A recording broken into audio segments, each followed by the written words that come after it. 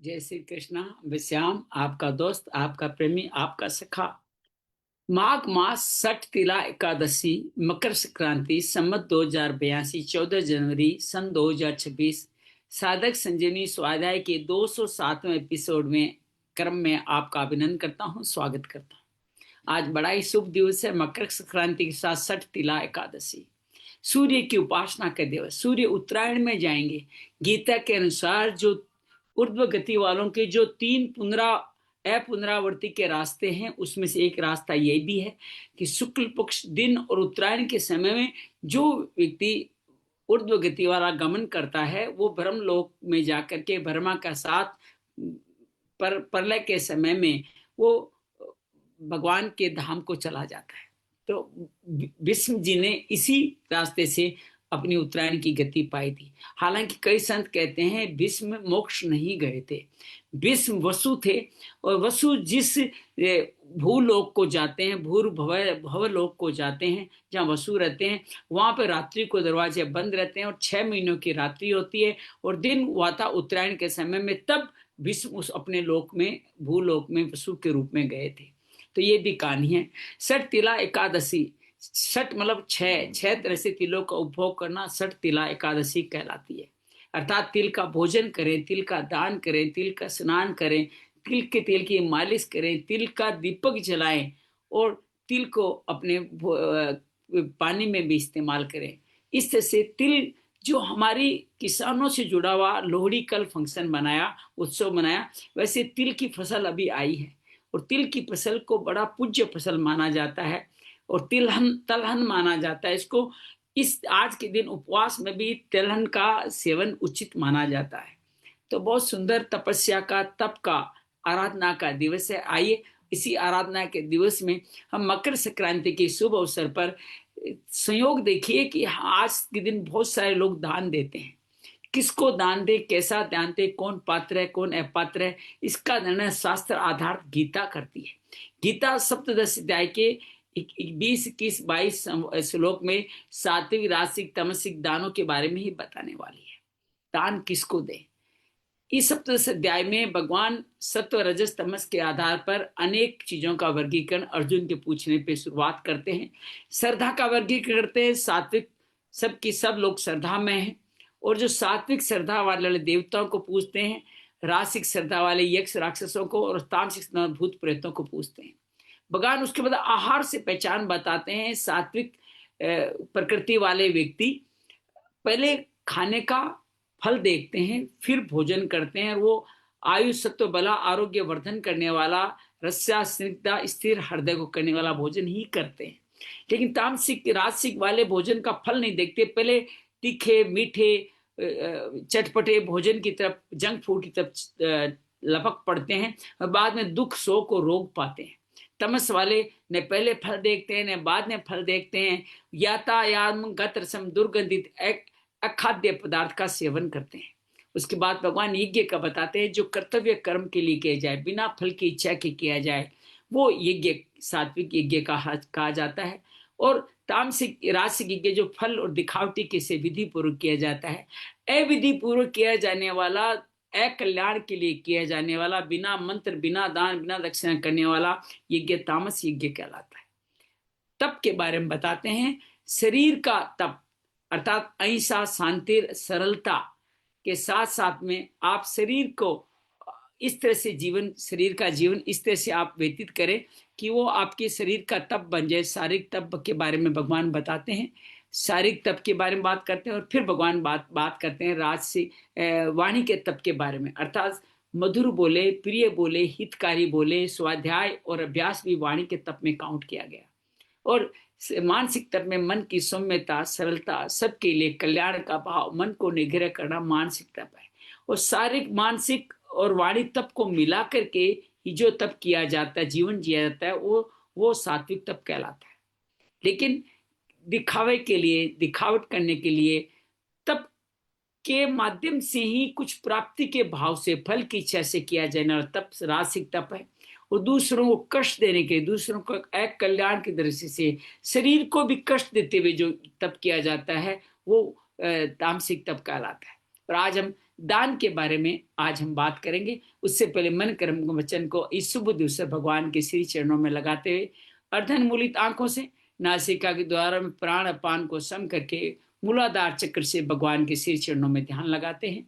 नमो भगवते वासुदेवाय, नमो भगवते वासुदेवाय, नमो भगवते वासुदेवाय, नमो भगवते वासुदेवाय, नमो भगवते वासुदेवाय, नमो भगवते वासुदेवाय, नमो भगवते वासुदेवाय। वसुदेव सुतं देवं कंस चाणूरमर्दनं देवकी परमानंदम कृष्णं वंदे जगद्गुरुं, श्री कृष्णं वंदे जगद्गुरुं। या देवी सर्वभूतेषु श्रीमद्भगवत गीता रूपेण संस्थिता नमस्तस्यै नमस्तस्यै नमस्तस्यै नमो नमः।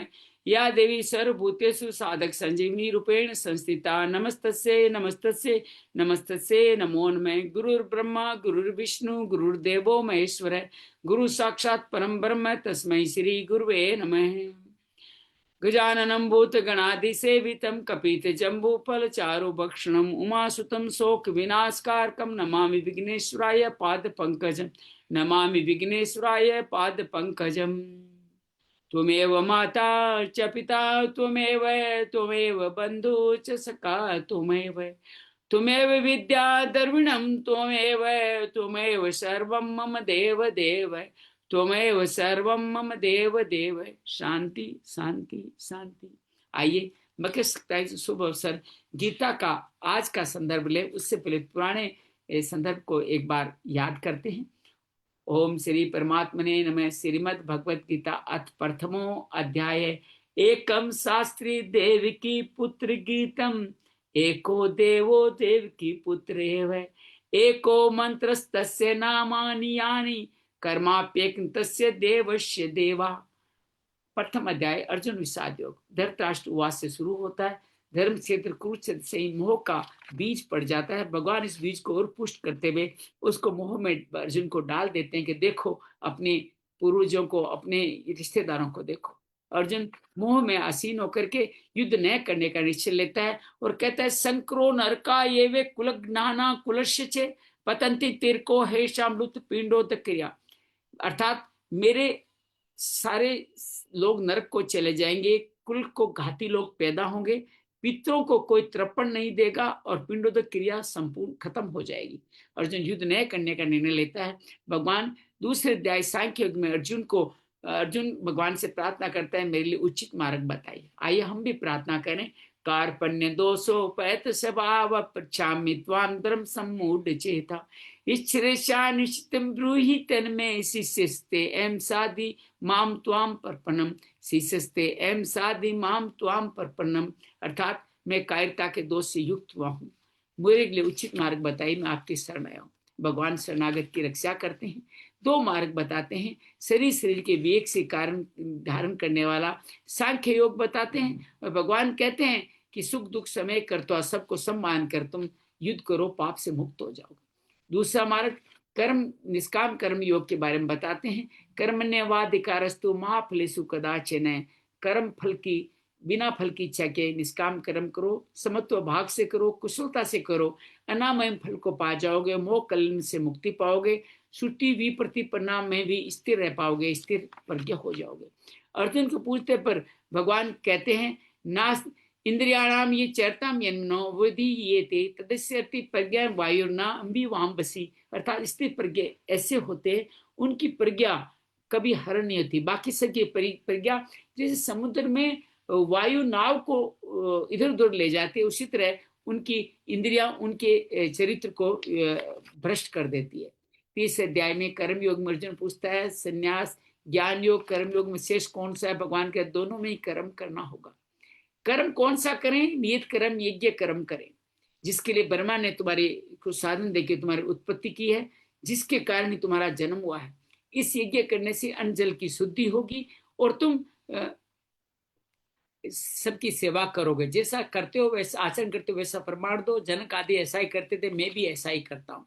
बुद्धि में भेद नहीं रखते हुए जो कर्म संगीनों को अपने कर्म के साथ रखते, उनको भी अज्ञानियों के कर्म को अपने साथ रखते, उनका विचलन नहीं, उनको विचलित नहीं करके मार्गदर्शन करते हैं, वही सही मामले में निष्काम कर्मी होते हैं। भगवान अध्यात्म चेतसा का आप सब तत्वों का मत बताते हुए कहते हैं, राग द्वेष इंद्रियों के अर्थ में आने वाले मेरे पंथ से गिर जाते हैं। श्रेयान स्वधर्मो विगुण है, अर्थात अपने धर्म में मरना भी कल्याणकारी है, पर धर्म में जीना भी अकल्याणकारी है। अर्जुन कहते सब ऐसा क्यों नहीं करते? भगवान कहते काम एस क्रोध ऐसे रजोगुण समुद्र है। काम और क्रोध के कारण इंद्रिया मन बुद्धि आवरण इंद्रिया मन बुद्धि को कामना में आसक्त होकर ढक लेती है, विवेक ढक जाता है और पतन का रास्ता प्रारंभ हो जाता है। चतुर्थ अध्याय में भगवान निष्काम कर्म का इतिहास सूर्य से बताते हैं। आज सूर्य की उपासना का दिवस है, मकर संक्रांति का। हो सकता है भगवान ने गीता सूर्य को आज के दिन ही सुनाई हो। और अर्जुन कहता है कि आप संशय स्थापित कर रहे। भगवान कहते हैं अजन्मा अवयव अविनाशी, जब जब धर्म की हानि होती है, अधर्म बढ़ता है, भक्तों का कल्याण करने के लिए मैं जन्म लेता हूँ। मेरे जन्म कर्म दिव्य जानने वाला मेरा भक्त बन जाता है। बाकी देवताओं भजने वाले अपने कामनाओं की सिद्धि पाते हैं। लेकिन मैंने चतुर्वर्ण मया सृष्ट, मैंने रचे हैं, लेकिन मैं इस पर नहीं रखता, कर्म फल में लिप्त नहीं होता, उदासीन रहता हूँ। मुमुक्षु सब इसको जानते हैं। इसी को ही कर्म में अक्रम देखना, अक्रम में कर्म देखना और विक्रम न करना कहा जाता है। भगवान कहते हैं जो इस कर्म में अक्रम देखते हैं वो जो मिलता है उसमें संतुष्ट रहते हैं। ज्ञान में स्थित होकर के ब्रह्म यज्ञ आदि 12 यज्ञों का, ब्रह्म यज्ञ, तप यज्ञ, दान यज्ञ, इनको संपन्न करते हैं। और भगवान कहते हैं ज्ञान योगियों की तत्वदर्शी ज्ञानी की शरण में देकर के ज्ञान को प्रारंभ करके अपने समस्त क्लेशों को काट के अपुनरावृत्ति को प्राप्त होते हैं। श्रद्धा रखते हैं, संयतेंद्रिय होते हैं, ज्ञान मृद्वा परम शांति मिलती है। और अश्रद्धा वाले व्यक्ति ये नहीं पाते, वो विवेक में स्थित होकर अपने असंशय को काट के मुझ में स्थित हो जाते। तुम भी उठो, खड़े हो, युद्ध करो। पंचम अध्याय में अर्जुन पूछता है संन्यास और कर्मयोग में श्रेष्ठ कौन सा है? तो भगवान कहते हैं दोनों ही मुझ परम फल को पाने वाले। संन्यास योग में कठिनाइयां बड़ी है, और लेकिन कर्म योगी योग युक्त विशुद्ध आत्मा शांति को प्राप्त होता है। हालांकि ज्ञान योगी भी शरीर विवेक से यही फल हासिल करता है। कर्म योगी क्यों विशिष्ट है? 9 द्वारे देही में रहता हुआ वो कर्म फल की इच्छा नहीं करता हुआ, सब में मुझको देखता हुआ वो कोई पाप नहीं करता। अर्थात वो मेरी बुद्धि मेरे प्राण आत्मा मेरे प्राण करके पुनरावृत्ति को ज्ञान के माध्यम से प्रारंभ करता है। विद्या विनय समन ब्राह्मण चंडाल में समदर्शी होता है। प्रिय प्रिय कुछ नहीं होता। सभी दुख होनियों से वो मुक्त होकर के सर्वभूतिता में लगता हुआ समस्त कलेशों को काट देता है, मेरे में युक्त हो जाता है और मेरा ही ध्यान करता है, मेरा भक्त बन जाता है। ये तप को मेरे सुहृद बन करके भोग समर्पित करता है, शांति को प्राप्त होता है। षष्ठम अध्याय आत्मसंयम, जो कर्म फल पे अनाश्रित है वही योगी है, वही कर्म है। सर्व संकल्प का त्याग करने वाला योगी रूढ़स्थ है, वो उधर आत्मा का उद्धार करता है, बाकी सब आत्मा का अनुद्धार करते हैं। जितात्मा प्रशांतात्मा परमात्मा के साथ सुख दुख हानि लाभ में ज्ञान विज्ञान से तरफ कुटस्थ विजितेंद्रिय, जो लोहा सोना में भी समदर्शी होते हैं, पापी और वेरी में समदर्शी होते हैं। ऐसे व्यक्ति, ये समदर्शी होना यम नियम का पालन करना ही है। इसको यम नियम का पालन करते हुए पवित्र प्रदेश में बैठी नासिका के द्वारों प्राण अपान को सम करके भ्रकुटी में ब्रह्मचर्य वक्त वर्तमान में आते हुए वो लोग मेरा चिंतन करते हैं। ये चिंतन न ज्यादा सोने वाले का न खाने वाले, युक्त आहार विहार चेष्टा करने वालों का सिद्ध होता है और चित्त को निरुद्ध करके योग की सेवना करते हैं। उनकी उपमा दीपक की ऊर्ध्वगामी लो से दी गई है। अत्यंत सुख पाते हैं, हानि लाभ विचलित नहीं करते, दुखों का संयोग का वियोग हो जाता है। धारणा वाली बुद्धि से मन कर्म वचन को मुझ में लगाते हुए प्रशांत मन सत्व रजस तमस को काट करके वो ब्रह्म भूत में स्थापित होकर अत्यंत सुख पाते हैं। सब भूत मुझे देखते हैं, मैं उनके लिए अदृश्य नहीं होता, मेरे लिए कभी अदृश्य नहीं होते। और अर्जुन कहता है मैं ऐसा नहीं कर पा रहा हूँ। भगवान अभ्यास वैराग्य का रास्ता बताते हैं, अर्जुन के संशय करने पे बताते हैं। अंत में विचलित हो गए तो पुण्य कृताम लोकान सूची नाम श्रीमंता गहे के रास्ते से, योगी नाम कुले भवंती धीमताम के रास्ते से तुम अनेक सन्म संसिद्ध की योग को प्राप्त करता हुआ मुझको पा जाओगे। सकाम तपस्वी, सकाम ज्ञानी, सकाम कर्मी से योगी श्रेष्ठ है। तुम श्रद्धा रखते हुए सर्वश्रेष्ठ योगी बन जाओ। सप्तम अध्याय ज्ञान विज्ञान, भगवान कहता है तुम मेरे आसक्त हो, मेरे आश्रय आए हो, इसलिए तुम्हें असंशय न हो, इसके लिए मैं ज्ञान सिद्ध विज्ञान कहूंगा। ज्ञान विज्ञान जानने वाले हजारों में से कोई 1-2 सिद्धि मुक्ति को पाते हैं। बाकी सब मेरी अष्टधा प्रकृति के मोह में आते हैं, हालांकि उस प्रकृति के सार स्वरूप अंश स्वरूप में ही हूँ। लेकिन सात्विक रजस तामस भावों की ये माया उनके ज्ञान को अपरत करके नराधम कार्यों में लगा देती है। चतुर्विद्या भजन्ते माम, चार भक्त मेरा भजन करते हैं। आर्तो जिज्ञासु अर्थार्थी ज्ञानी, चारों उदार है लेकिन मेरे भक्त मेरे से भिन्न है। भगवान कहते बहुना जन्म नानते, कई सालों के कई जन्मों के बाद अंतिम जन्म मिला। वासुदेव स्वरमिति मान लो, महात्मा के रूप में दुर्लभ बन जाओगे। बाकी कामनाओं आसीनों के देवताओं को बसते हैं, नियम पूर्वक बसते हैं। मैं इनकी श्रद्धा स्थापित उचित फल देता हूँ, लेकिन फल सारा नाशवान है।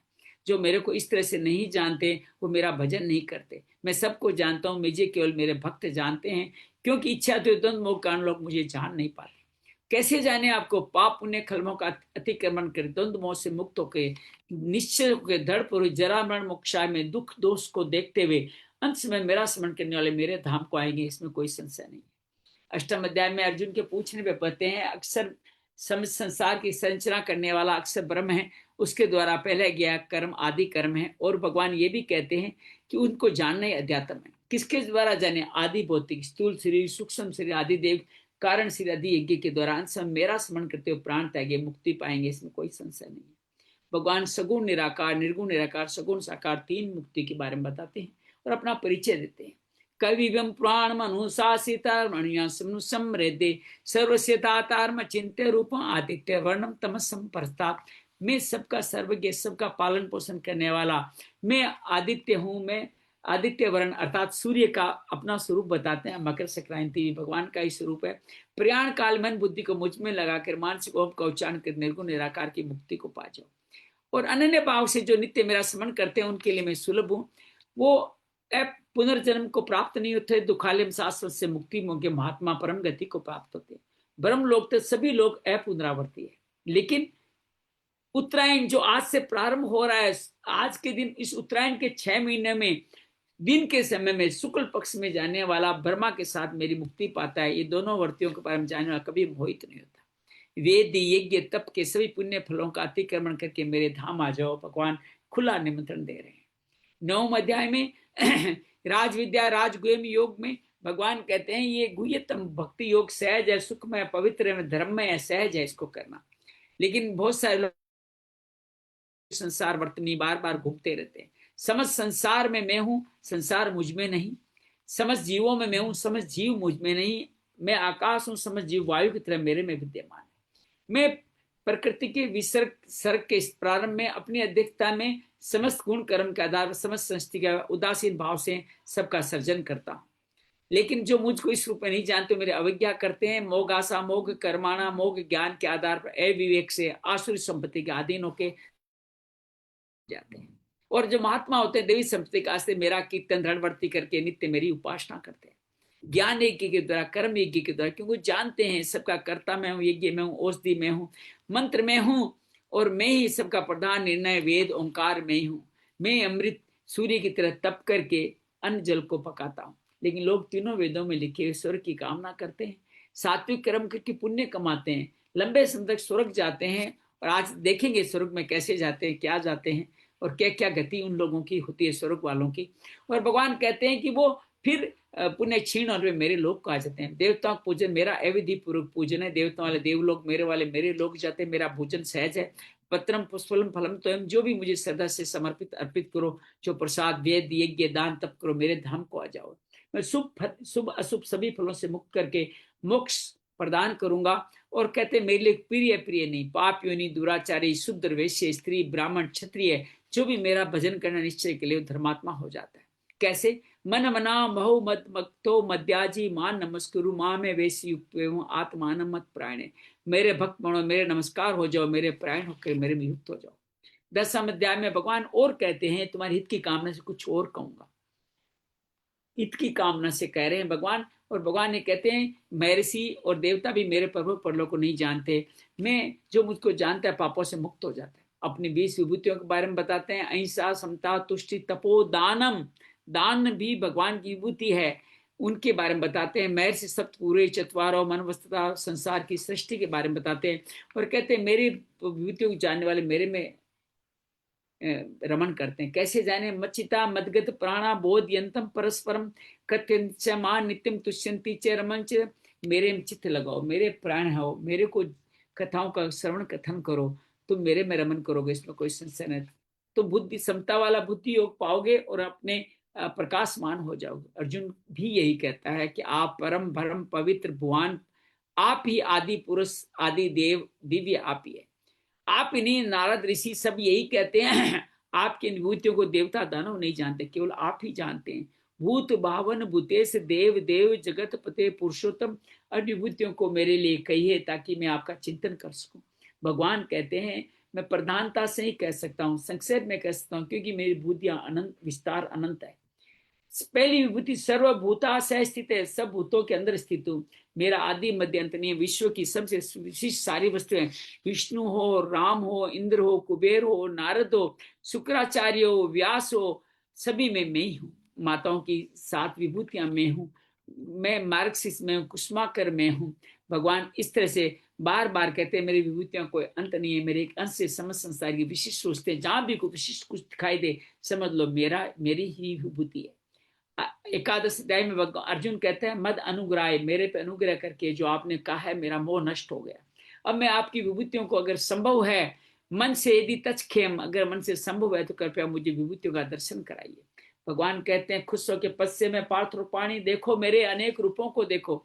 चरम चक्षु नहीं देख पाता, दिव्य चक्षु प्रदान करते हैं। संजय कहता है दिव्य चक्षु भगवान योगेश्वर ने अर्जुन को विराट रूप दिखा, अनेक वक्त नैनम वाला, हजारों सूर्यों के प्रकाश से ज्यादा दिव्य प्रकाश वाला, एक शरीर में समस्त जगत को विभुत देखकर अर्जुन रोमांचित होकर के 17 श्लोक भगवान की स्तुति करता है। परपश्याम में देवांस्त देव देह, आपके अंदर समस्त देवता, समस्त ब्रह्मा विष्णु में समस्त सृष्टि को देख रहा हूं। अनेक बहादुर वक्तर नेत्र वाले, 4 चतुर्भुज वाले, तेज राशि, सनातन धर्म गोप्ता, अनंत भाव, शशि सूर्य नेत्र वाले, आप आदि पुरुष हैं। सर दिशा में आप फैले हुए हैं, सब लोग आपसे व्यथित हो रहे हैं। देवता भी भयभीत होकर आपके मुख में प्रवेश कर रहे हैं। आप बहुवक्त निम्बो दृष्टा कालन वाले, मैं भी व्यथित हो रहा हूँ। प्रसिद्ध देवे जगन निवास, धृतराष्ट्र के पुत्र, मेरी पांडव सेना के लोग, भीष्म द्रोण, सब आपके मुख में जैसे नदियां समुद्र तरफ वेग से जाती है, जैसे पतंगा अग्नि की तरफ जलने जाता है, उसी तरह प्रवेश करें, आप सबका घर्षण कर रहे हैं। अर्जुन प्रार्थना संपूर्ण करता है। आख्यामी में को पवन उग्र रूपो, नमोस्तु ते देवर प्रसिद्ध, विज्ञातुम इच्छादि बहुत माध्यम नहीं प्रजानामि तम प्रवृत्तम। ये उग्र रूप में आप कौन है, मैं आपको नहीं पहचानता, प्रसन्न हो जाइए, बताइए, अपना परिचय दीजिए, आप क्या करने को प्रवृत्त हैं। श्री भगवान वाच है कालोस्मि लोग क्षय कर परवर्दो, मैं काल हूं, सबका क्षय करने के लिए आया हूं। सभी तुम्हारे विरोधी मेरे द्वारा पहले ही मारे जा चुके हैं। निमित्त मात्र सभ्य साचे, निमित्त मात्र बनो और निष्कंटक राज्य का भुगतान भोग करो।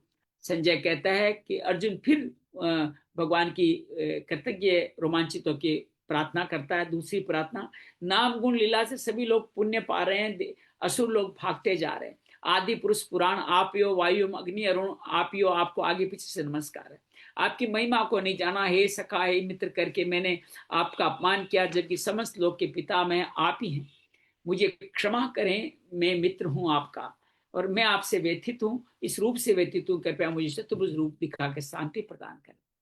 संजय कहता है, अर्जुन भगवान कहते हैं व्यथित मत हो, विमूढ़ भाव को नहीं प्राप्त हो, मेरा विश्व रूप हर कोई नहीं देख सकता। और भगवान अपना चतुर्भुज रूप दिखाते हैं। संजय और अर्जुन दोनों कहते हैं सौम्य रूप से अर्जुन शांति को प्राप्त हुआ। भगवान कहते हैं मेरा चतुर्भुज रूप देवता भी देखने लायक रहते हैं। ये अनन्य भक्ति से ही देखा जाना संभव साबित होता है। अर्जुन अनन्य भक्त था। मत कर्म गण मत पपो मत भक्त संग वर्जित है, निर्वेर सर्वभूतेषु पांडव, मेरे लिए कर्म करो, संग दोष को त्यागो, निर्वेर होकर के सब में मुझको ही देखो, निर्वेर वेर कहां से रहेगा, तुम मेरे को पा जाओगे। तो आदर्श भगवान अर्जुन कहता है एवं सतत कृत्या, जो सतत आप में युक्त है, जो अक्सर अव्यक्त की जो प्रार्थना करते दोनों में श्रेष्ठ कौन है। भगवान श्रद्धा परियोपेता ते में युक्त तमाम पता, श्रद्धा वाले व्यक्ति मेरे में स्थित रहते हैं। अश्रद्धा निर्गुण निराकार वाले देहाभिमान के कारण मुझ अचिंतन का चिंतन सहज नहीं कर पाते। तो कौन करेगा, जो जिसके कर्म मेरे प्रायण हो, अनन्य भाव से मेरा अभ्यास करने वाला ही मुझको पाएगा, मृत्यु संसार सागर से मुक्ति पाएगा। समर्पण योग, अभ्यास योग, मेरे लिए काम करना और कर्म फल का त्याग, 4 मार्ग बताते हैं, सार स्वरूप बताते हैं। अभ्यास योग से ज्ञान, ज्ञान से ध्यान, ध्यान से कर्म फल का त्याग सर्वश्रेष्ठ है, तुरंत शांति प्रदान करता है। अपने सभी भक्तों के 39 लक्षणों के बारे में बताते हैं। अनपेक्ष सुचिर से उदासीनो गतव्यथ है सर्वारम परित्यागी यो मद भक्त सेम्बे, जो अपेक्षा नहीं रखते, जो पवित्र होते हैं, जो दक्ष होते हैं, हर काम में उदासीन रहते हैं, व्यथा नहीं होती, कोई कार्य प्रारंभ करना नहीं होता, वो भक्त मुझे प्रिय है। और उस स्टेप चलने वाले आप साधक भक्त मुझे अति प्रिय है। 13 अध्याय 6 क्षेत्र में भगवान कहते हैं शरीर 24 तत्वों 7 विकारों वाला क्षेत्र है, और इसमें इसको जानने वाला क्षेत्रज्ञ यही ज्ञान है, यही सभी ग्रंथ कहते हैं। भगवान कहते हैं देह अभिमान के कारण निर्गुण निराकारी मुझको नहीं जान पाते। तो 20 ज्ञान के साधन बताते हैं। भगवान कहते हैं अध्यात्म ज्ञान, नित्यत्व, तत्व ज्ञानार्थ, दर्शन। अध्यात्म से मुझे ज्ञान से जानो, सब में मुझे देखने वाला, ये 20 साधन ही ज्ञान है, बाकी सब अज्ञान है। भगवान कहते हैं मैं अनादि सत असस्य परे, सब जीवों में रहता हूं और सबका पालन पोषण करते हुए आसक्त नहीं होता, अंदर बाहर सूक्ष्म भी मैं हूँ, ब्रह्म विष्णु महेश मैं हूँ, ज्ञानम ज्ञे ज्ञान ज्ञेम, सबके हृदय में रहने वाला ज्योतिषमान भी मैं हूँ। ये चित्र ज्ञान ज्ञे का ज्ञान जानने वाला मेरा भक्त बन जाता है, मुक्ति को प्राप्त होता है। ये शरीर प्रकृति है, पुरुष के रूप में मैं विद्यमान हूँ, और गुणों के कारण इसको भोक्ता बना के पुनरावर्ती में बार बार डाल दिया जाता है।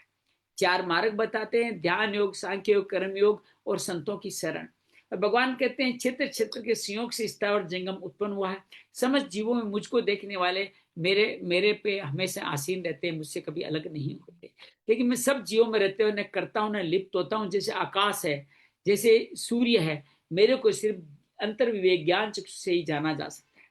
14 अध्याय में निर्गुण निराकार के अध्याय को आगे बढ़ाते हैं। निर्गुण निराकार वाले इस मुक्ति को पाके मेरे सहधर्मी होते हैं। पाते क्या, मेरे सहधर्मी होते हैं।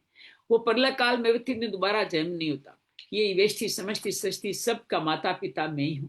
तीनों गुणों के कारण ये बार बार इसको बंधन में बांध दिया जाता है। सत्व की ज्ञान सुख आसक्ति कारण, राग आसक्ति रजस वाले, प्रज्ञान के कारण कर्म वाले, तीनों गुण एक दूसरे को दबा के बढ़ते हैं। सत्व में प्रकाश, रजस में प्रवृत्ति और मोह का अनुभव बार बार होता है। जैसा प्रलय के समय में जैसा भाव रहता है, जैसा गुण विद्यमान होता है, वैसी मुक्ति मिलती है। ऊर्ध्वे गच्छन्ति सत्वस्था, ब्रह्म लोक तक जाते हैं सत्व वाले, मनुष्य लोक पे आते हैं रजस वाले, और तमस वाले अधम लोक पे। हालांकि उनके कर्म फल साथ लगे रहते हैं। जो इनसे मुक्त होता है गुणातीत मेरे धाम को आता है। अर्जुन पूछता है गुणातीत कैसा है, क्या है? भगवान परिचय देते हैं, पर सत्य का प्रकाश नहीं, रजस की प्रवृत्ति नहीं, और ज्ञान का मोह नहीं, उदासीन, गुणा गुणेषु वर्तन्ते, मानते, कोई चेष्टा भी नहीं करते, समभाव में बने रहते हैं, मान अपमान में तुल्य, सर्वारम परित्यागी। वो मेरी भक्ति करते हैं, अव्यभिचारिणी, निश्चय पूर्वक, अनपायनी मेरी भक्ति करते हैं, वो ब्रह्म एकांतिक सुख पाते हैं। 5-10 अध्याय में भगवान ऊर्ध्व मूल मगज साकम से संसार को एक पीपल का वृक्ष बताते, उसकी जड़ में, मूल में अपने को बताते हैं और सबसे ऊपर बताते हैं। समस्त तने और समस्त शाखाएं अनेक लोगों तक कर्म बंधनों के अनुसार गुण परवदा विषय पर फैली हुई है। इस संसार वृक्ष का भेदन असंग सस्तेन अर्थात वैराग्य से किया जा सकता है। फिर परम पिता की खोज करनी चाहिए, जो सबसे पुराण पुरुष है। निर्माण मोहा जित संग दोषो हो जाओगे। अपना परिचय सूर्य, चंद्रमा और अग्नि से भी सशक्त देते हैं। कभी सभी लोगों में मैं स्थित रहता हूँ, लेकिन इंद्रियों के विषयों के कारण सब मुझको इंद्रिय, ये शरीर को, शरीर आत्मा को, जीवात्मा को जैसे वायु गंध को लेते हैं, मुझसे दूर ले जाता है। इस तरह से जो इनका अतिक्रमण कर जाता है, वो ज्ञान चक्षु से मुझको जान जाता है, और उसको कुछ देखना योगी बन जाता है। भगवान अपना परिचय 5 भागों से और देते हैं। पृथ्वी के रूप में धारण करता हूँ, सूर्य में प्रकाशित करता हूँ, चंद्रमा से पोषित करता हूँ, और अहम वैश्वानरो भूतवा से भोजन पकाता हूँ। हृदय शनि विष्टो, मैं हृदय में निवास करता हूँ। बुद्धि, ज्ञान और संशय का नाश करता हूँ, क्योंकि मैं वेद हूँ, मैं ही वेद जानने योग्य हूँ, जानने वाला हूँ, मैं सबको दूँ। ये शरीर क्षर है, अक्सर जीवात्मा निर्विकार है, और जो उनसे अलग एक पुरुषोत्तम है। भगवान कहते हैं जो क्षर से अतीत और क्षर से अतीत है और पुरुष से उत्तम है, वो अक्षर से जो उत्तम है वो पुरुषोत्तम। सब भावों से उस पुरुषोत्तम को जानो, यही गुह्यतम शास्त्र है। इसको जान के कृतकृतज्ञ हो जाओगे, मुझको पा जाओगे। 16 अध्याय देवासुर संपद विभाग योग में भगवान अभी हम सत्य संस्कृति और ऐसा अहिंसा सत्यम क्रोध तितिक्षमा क्षमा धति शौचम 26 संपदाएं बताते हैं और कहते हैं इन संपदाओं को ढक लेते हैं 6 अवगुण आसुरी संपदाएं, दंभो दर्प अभिमान क्रोध कठोरता और अज्ञानता। और ये देवी संपदा मुक्ति वाली, आसुरी संपदा बांधने वाली है। दो तरह के लोग, आसुरी संपदा भगवान प्रवृत्ति निवृत्ति नहीं जानते, आचरण भी नहीं जानते, वो अपना आचरण क्या है वो भी नहीं जानते। वह सत्य को प्रतिष्ठित करते हैं और कहते हैं कामना के कारण जगत पैदा हुआ है। और अल्प बुद्धि वाले होते हैं, उग्र कर्म करते हैं, जगत का अहित करते हैं। काम में आसित होकर के गलत कार्य दंभ मान मदान्वित से मोह के आसित होकर के असुचि व्रत करते हैं। चिंता में पड़े रहते हैं पर्यंत काल तक। काम काम उपभोगी सब कुछ है जीवन, ऐसा मानते हैं। आशा पास सतेर पदाक हजारों सैकड़ों आशा की फांसियों में काम क्रोध प्रायण होकर के लगते हैं। अन्याय से अर्थ का संचय करते, ये मिल गया और मिल जाएगा, इस तरह मैं और कमा लूंगा। ये शत्रु मेरे असोमया हत, शत्रु मैंने मार दिया, निश्चय चाह उसको भी मार डालेंगे। मैं ईश्वर हूँ, भोगी हूँ, सिद्ध हूँ, बलवान सुखी हूँ। आड्यो भोजन विनाश भी कौन सदृश्य में। और वो नाम मात्र के यज्ञ भी करते हैं। उनके चित्त विभ्रांत रहते हैं, मोह जाल से आसित तो काम भोगों में नरकों में गिरते हैं। वो अकड़ वाले मान अपने ही आत्मसम्मान के लिए जीने वाले, धन मान मदान्विता, नाम मात्र के दम पर विज्ञ भी करते, अहंकार बलम दर्पण कम काम क्रोध से युक्त होकर के वो अपने आप को नीचे गिराते चले जाते हैं। वो नराधम होते हैं, अनेक नराधम योनियों में जाते हैं, फिर नरकों तक जाते हैं। भगवान परम गति मेरी नहीं पा पाते। नरक के 3 द्वारों में से किसी द्वार से प्रवेश करते हैं, वो है काम लोभ और क्रोध। और वो इन तीनों द्वारों में निर्भर होने के कारण मेरी परम गति को नहीं पाते। शास्त्र में जो लिखा है वैसा कार्य नहीं करते, न सुख मिलता है न परम गति मिलती है।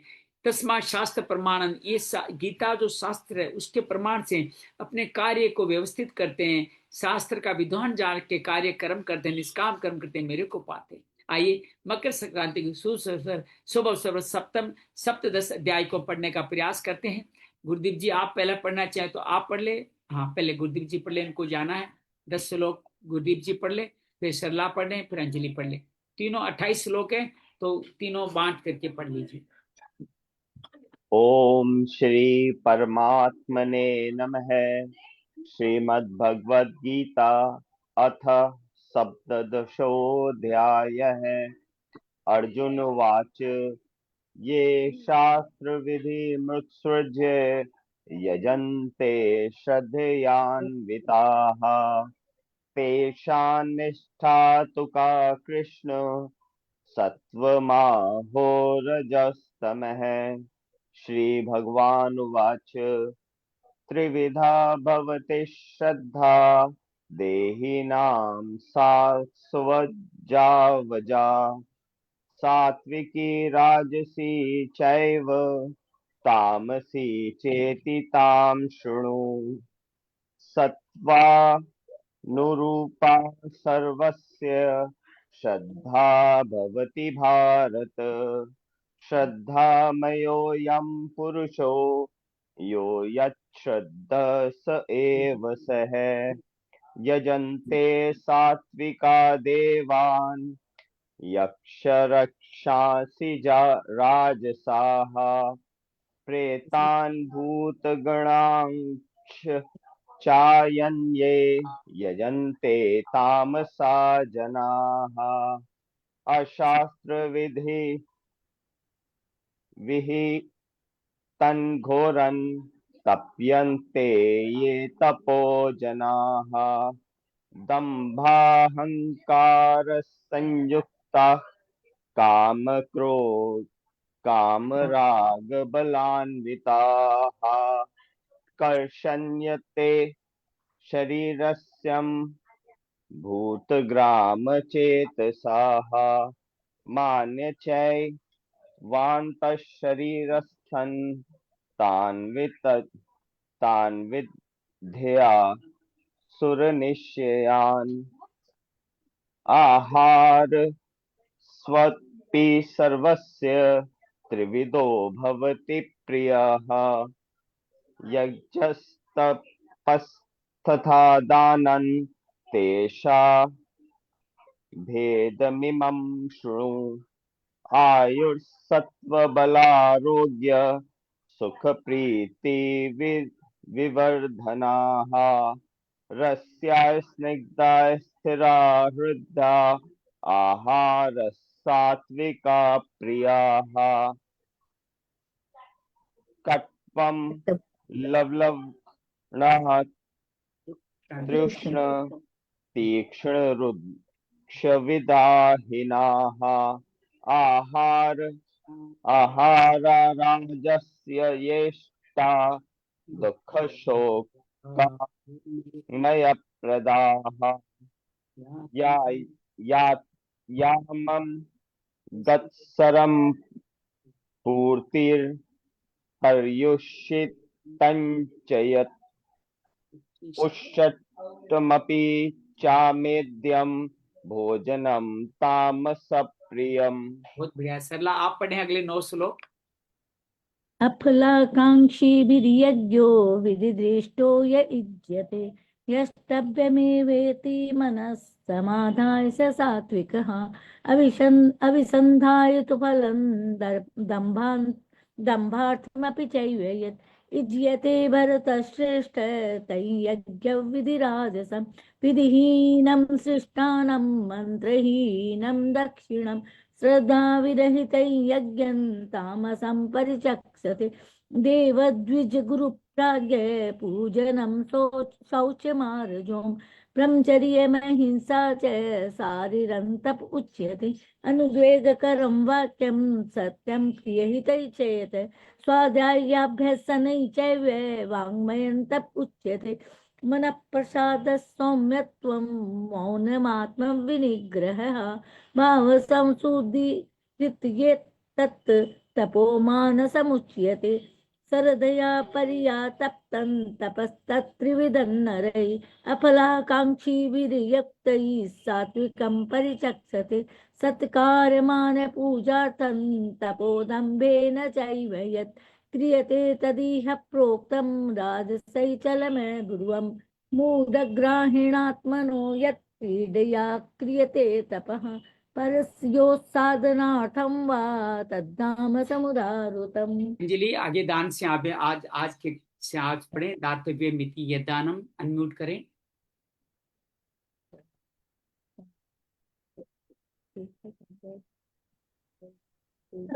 दातुभ्यमिति यद्दानं दीयते नुपकारिणे देशे काले च पात्रे च तद्दानं सात्विकं स्मृतं यत्तु प्रत्युपकारार्थं फलमुद्दिश्य वा पुनः दीयते च परिक्लिष्टं तद्दानं राजसंस्मृतम् आदेशकाले यद्दानम् अपात्रेभ्यश्च दीयते असकृतमवज्ञातं तत्तामसमुदाहृतम् ॐ तत्सदिति निर्देशो ब्रह्मणस्त्रिविधः स्मृतः ब्राह्मणास्तेन वेदाश्च यज्ञाश्च विहिताः पुरा तस्मादोमित्युदाहृत्य यज्ञदानतपक्रियाः प्रवर्तन्ते विधानोक्ता सततं ब्रह्मवादिनां तदित्यनभिसन्धाय फलं यज्ञतपक्रियाः तान् क्रियाश्च विविधा क्रियन्ते मोक्षकाङ्क्षिभिः सद्भावे साधुभावे च सदित्येतत् प्रयुज्यते प्रशस्ते कर्मणि तथा सच्छब्दः पार्थ युज्यते यज्ञे तपसि दाने च स्थितिः सदिति चोच्यते कर्म चैव तदर्थीयं सदित्येवाभिधीयते अश्रद्धया हुतं दत्तं तपस्तप्तं कृतं च यत् असदित्युच्यते पार्थ न च तत्प्रेत्य नो इह। ओम तत्सदिति श्रीमद्भगवद्गीतासु उपनिषत्सु ब्रह्मविद्यायां योगशास्त्रे श्रीकृष्णार्जुन संवादे श्रद्धात्रय विभाग योगो नाम सप्तदशोऽध्यायः। ओम श्री कृष्णार्पणमस्तु। ओम हरि ओम। जय श्री कृष्ण। बहुत सुंदर, बहुत सुंदर। सभी को मकर संक्रांति, सरतीला एकादशी की बहुत सारी बधाइयां। आइए सप्तम अध्याय में प्रवेश करते हैं। अर्जुन के पूछते भगवान बताते हैं कि 3 तरह के लोग होते हैं, सात्विक, राजसिक, तमस, श्रद्धा वाले। हर पुरुष श्रद्धा में जैसी उसकी स्थिति वैसा ही वो कार्य करते हैं। जैसे देवताओं को सात्विक लोग भजते हैं, पितरों को और यक्ष राक्षसों को तामसिक राजसिक लोग भजते हैं, भूत प्रेतों को वो तामसिक लोग भजते हैं। जैसी जिसकी श्रद्धा है वैसा वो फल पाता है। इनकी पहचान भगवान बाहरी की पहचान भोजन से, अंतःकरण की पहचान यज्ञ, दान, तप से करते हैं। इन 4 तरह से और विभाजन बताते हैं। भगवान कहते हैं कि जो पहले फल देखता है कि आयु, सत्व, बल, आरोग्य वर्धन करने वाला, रस्यलता खाना भोजन करने वाला सात्विक भोजन होता है। जो फल बाद में देखता है, पहले भोजन करता है, दुख शोक राग पाता है। तमस वाला ने पहले देखते हैं, बाद में देखते हैं, अखाद्य भोजन ही खाता है, वो तामसिक भोजन वाला खा जाता है। भगवान कहते हैं ये करना कर्तव्य है। पहला भाग, इसको इस तरह मन को संतुष्ट करके बिना फल की इच्छा के, शास्त्र विधि 3 बातें, कर्तव्य, शास्त्र विधि, बिना फल की इच्छा से जो ये किया जाता है वो सात्विक कहलाता है। और यही जो विधि वाला यज्ञ, तो विधि तो रहती है लेकिन क्या जुड़ जाता है? फल की इच्छा जुड़ जाती है, दंभ जुड़ जाता है, और उसको तुम राजसिक यज्ञ कहो। और तामसिक यज्ञ वो होता है जो अविधि होता है, मंत्रहीन, अन्न दान से हीन, दक्षिणा के हीन, बिना श्रद्धा के लिए किए जिनको यज्ञ को तामसिक कहते हैं। भगवान फिर शारीरिक तप के बारे में बताते हैं। देवता, ब्राह्मण, गुरुजन, जीवन मुक्त महापुरुष का यथों के पूजन करने वाला, शुद्ध सोच का पालन करने वाले, सरलता वाले, ब्रह्मचर्य का पालन करने वाले, हिंसा न करने वाले, शरीर संबंधी तप यही कहे जाते हैं। भगवान वाणी शब्द तप के बारे में बताते हैं। प्रिय वचन बोले, हितकारी वचन बोले, और कोई उद्वेग न करें ऐसे वचन बोलने वाले व्यक्ति स्वाध्याय अभ्यास को वाणी संबंधी तप के अंतर्गत रखा है। भगवान मानसिक तप में बताते मन की प्रसन्नता, सौम्य भाव, किसी के प्रति आक्रोश नहीं, मननशीलता हो, मन का निग्रह कर पाए, भावों की शुद्धि कर पाए, इस तरह से मन संबंधी तप कहे जाते हैं। और फिर सात्विक तप के बारे में भगवान कहते हैं परम श्रद्धा के साथ भले इच्छा रहित मनुष्य के द्वारा जो 3 प्रकार के जो अभी बताए हैं शरीर वाणी के तप किए जाते हैं, वो सब सात्विक तप कहे जाते हैं। क्या जुड़ गया? फल इच्छा और श्रद्धा 2 जुड़ गई। फल इच्छा से रहित और श्रद्धा। और सात्विक राजसिक तप किसको कहते हैं? सत्कार, मान, पूजा के लिए दिखाने के भाव से किए जाते हैं। इस श्लोक में अनिश्चित नाशवान फल देने वाला राजस तप, इस श्लोक में अर्थात अनिश्चित रहते हैं और नाशवान फल देता है, वो सात्विक तप कहा जाता है। और भगवान कहते हैं मूढ़ता पूर्वक, हठ से, पीड़ा दे करके दूसरों को कष्ट देने के लिए किया जाता है वो कार्य, वो तामसिक तप कहा जाता है। और भगवान आज दान की बात कर रहे हैं, मकर संक्रांति शुभ अवसर पर। आइए इस दान का अध्याय को अच्छी तरह समझ लेते हैं। दातव्यमिति यद्दानं दीयते अनुपकारिणे, देशे काले च पात्रे च तद्दानं सात्विकम सिंहम। दान देना कर्तव्य है, पहला भाग। दूसरा, इस भाव के साथ दान देना कर्तव्य है। दान देश काल और पात्र के प्राप्त होने पर, इन देश काल पात्र के प्राप्त होने पर अनुपकारी निष्काम भाव से जो दान दिया जाता है वो सात्विक दान कहा जाता है। इस श्लोक के 2 भाग हैं। दातव्य मिति यद्दानं द्वितीय अनुपकारिणे, दूसरा देशे काले च पात्रे च। दातव्य मिति का क्या तात्पर्य है? केवल देना ही मेरा कर्तव्य है। कारण क्या है? मैंने वस्तुओं को स्वीकार किया, मेरे पे धन आया तो कैसे आया? मैंने स्वीकार किया, उनको अपना माना। जिन वस्तुओं को स्वीकार किया उन्हीं पर देने की जिम्मेदारी, जो स्वीकार नहीं करता, संत स्वीकार नहीं करते, उन पर देने की जिम्मेदारी नहीं है। अतः देना मात्र मेरा कर्तव्य। यहाँ ये को समझिए, जो ब्राह्मण दान लेता है उसने भी स्वीकार किया दान लेने वाले को भी दान देना चाहिए, भाव भी यहाँ आता है। उनका फल क्या होगा, परलोक में क्या फल होगा, ऐसा भाव बिल्कुल नहीं होता। यही दातव्य का भाव त्याग में है। अब किसको दिया जाए? तो कहते हैं द्वितीय अनुपकार ने, जिसने पहले कभी हमारा उपकार किया ही नहीं, अभी भी उपकार नहीं करता है, आगे कभी उपकार करेगा ऐसी संभावना नहीं है, उसको अनुपकारी कहा गया है। उसको निष्काम भाव से दे। इसका तात्पर्य ये नहीं जिसने हमारा उपकार किया है उसको न दें, प्रत्युत जिसने हमारा उपकार किया उसे देने में दान न माने, उसको तो आपने उसका कृतज्ञता अर्पित की है। केवल देने मात्र से किसी का सच्चे उपकार का बदला नहीं चुकाया जा सकता। उपकारी की अवश्य सेवा सहायता करनी चाहिए, पर उसमें दान में भर्ती नहीं करना चाहिए। उपकार की आशा रखकर देने से दान राजसी हो जाएगा। देश से काले च पात्रे, बड़ा सुंदर विवरण है। दो अर्थ है, जिस देश में जो चीज नहीं है और उस चीज की आवश्यकता है उस चीज में वो चीज दें। सर्दियों में किसी के पास कपड़े नहीं है, किसी पे अन्न नहीं है, वो देना। जिसमें जिस चीज की आवश्यकता उसमें चीज देना। जिसके पास जो चीज नहीं है उसकी आवश्यकता है, उस अभावग्रस्त को चीज देना, ये कहलाता है देश का पूजन।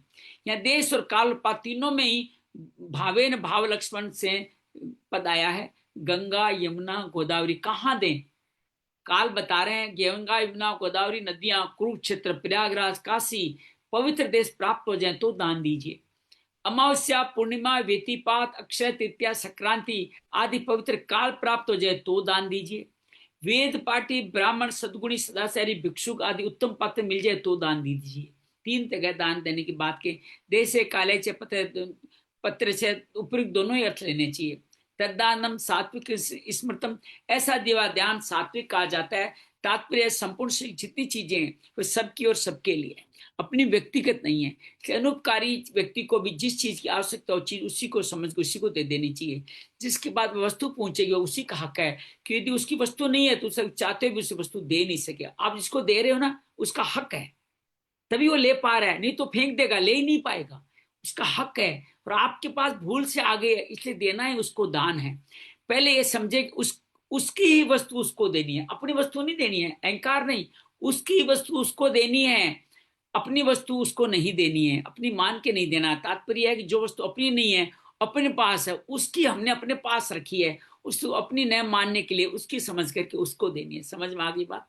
इस प्रकार जिस दान को देने से वस्तु फल और क्रिया के साथ अपना संबंध विच्छेद होता हो वो दान सात्विक कहा जाए। वस्तु फल क्रिया तीनों से संबंध विच्छेद। वस्तु हमारी थी नहीं, फल हमें चाहिए नहीं, और क्रिया स्वतः ही घट रही है।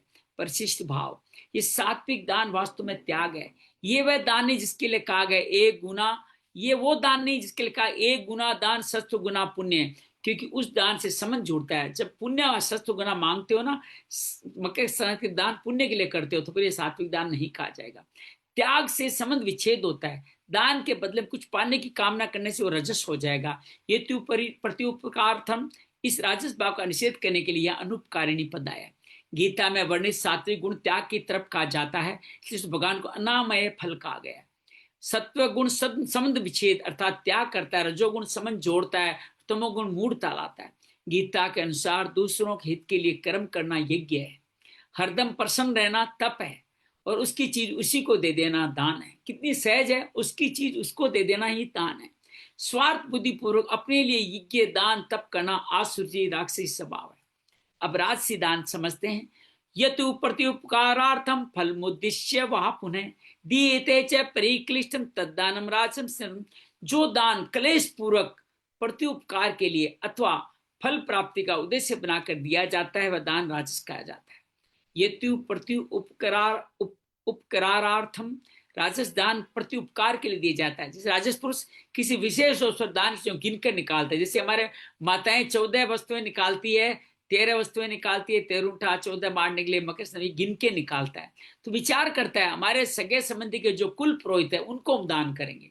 हमारी श्रीमती से क्या करती है, हमारे काम करने वाली को सबको दान करेंगे, वो हमारे साथ अच्छा व्यवहार रखेंगे, चौकीदारों को दान करेंगे। तो ये सब क्या संबंध के कारण दान हो गया। हमारे सगे संबंधी हमारे कुल पुरोहित को दान करें, वो भी दान करें। इस प्रकार हमारे कुल पुरोहित जी के पास अच्छा धन हो जाएगा। अमुत पंडित जी अच्छे हैं, ज्योतिष भी जानते हैं, दान करें, जिससे कभी यात्रा का, पुत्रों का, कन्याओं का विवाह का नया मकान बनाएंगे, कुआं खुदवाने का मुहूर्त निकाल देंगे। हमारे संबंधी हमारे हित करने वाले हैं, उनको हम सहायता और पैसे देंगे तो कभी हमारी सहायता करेंगे, हमारा हित करेंगे। हमें दवाई देने वाले जो पंडित जी वैद्य हैं उनको हम दान करेंगे, दान से राज्य होकर हमें अच्छी अच्छी दवाइयां लिखेंगे। इस प्रकार प्रतिफल की भावना का ध्यान रखें। जो इस श्लोक के साथ समझ जोड़ के जो दान किया जाता है प्रति उपकारार्थ कहा जाए, उपकार की इच्छा से किया गया है, हमें फिर उपकार मिलेगा। हम खुद भिखारी हो गए देने वाले। तो फल उद्देश्य वापुन, फल का उद्देश्य रखकर परलोक के साथ संबंध जोड़कर जो दान किया जाता है उसमें भी राजस मनुष्य, गंगा यमुना कुरुक्षेत्र, काल अमावस्या पूर्णिमा संक्रांति, या पात्र वेद पाठी ब्राह्मण को देखेगा, शास्त्र विधि विधान को देखेगा, पर उसमें इस प्रकार विचार दान करें फल की कामना हो जाए, मुझे स्वर्ग मिलेगा, वह दान राजस हो जाएगा। अब उसके लिए दूसरे विधि विधान का वर्णन करने की भगवान ने आवश्यकता नहीं समझी। राजस दान में देश काल पात्र का नाम नहीं दिया गया, लेकिन रखना यहाँ भी ध्यान है। यहाँ पुनः पद कहने का तात्पर्य है जिसमें कुछ उपकार पाया है, कुछ उपकार मिलने की संभावना, स्वर्ग लोक आदि, ये विचार राजस पुरुष पहले करता है, फिर पीछे दान देता है। दीते च परिक्लिष्टम, राजस दान बहुत कलेश पूर्वक दिया जाता है। जैसे वक्त आ गया इसलिए देना पड़ रहा है, इतनी चीजें देंगे तो इतनी चीजें कम हो जाएगी, इतना धन देंगे तो इतना धन कम हो जाएगा, बस समय पर काम आते हैं इसलिए उनको देना पड़ता है, इतने में काम चल जाए तो बहुत अच्छी बात है।